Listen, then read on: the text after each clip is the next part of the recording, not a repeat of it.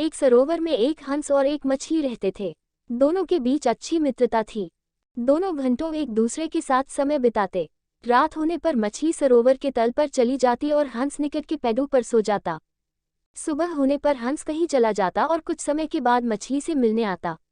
एक दिन मछली ने हंस से पूछा, मित्र, तुम नित्य कहाँ जाते हो? हंस ने बताया, मैं समुद्र की ओर जाता हूँ। वहाँ बहुत सारी सीप होती हैं। उन सीपों में से जिस सीप में मोती निकलता है, मुझे उसकी तलाश होती है, क्योंकि मेरी खुराक मोती ही है। मैं हंस हूँ, सिर्फ मोती ही खाता हूँ। ये सुनकर मछली बोली, मित्र, मुझे भी समुद्र देखना है कि वह कैसा होता है। मछली की उत्कट अभिलाषा देखकर हंस ने कहा, यहाँ से थोड़ी दूर एक नदी है। बारिश के दिनों में सरोवर का पानी नदी की ओर जाएगा तो तुम नदी में चली जाना। नदी समुद्र में जाकर मिलती है, फिर तुम नदी के रास्ते समुद्र में चली जाना।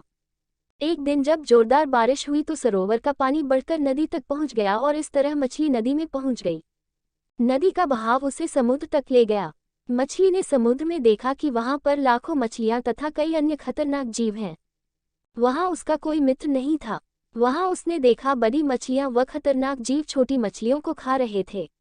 वह किसी तरह वहां अपनी जान बचा पा रही थी, लेकिन उसे पता था कि अब वो यहाँ किसी न किसी जीव का शिकार अवश्य बन जाएगी।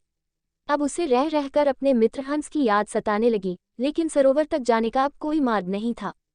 कथा का अर्थ है कि कई बार कुछ बड़ा पाने की महत्वाकांक्षा हमारी छोटी छोटी खुशियों को भी छीन लेती है।